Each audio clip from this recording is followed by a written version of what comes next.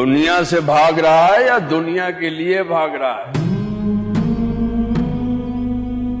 सांस तो दोनों में फूल जाता है।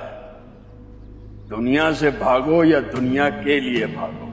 दुनिया की पहचान दुनिया में हो जाए तो इंसान सिर्फ अल्लाह का हो जाता है। इतना खुश नसीब नहीं हूं मैं तो अपने अल्लाह को नाराज कर बैठा हूं।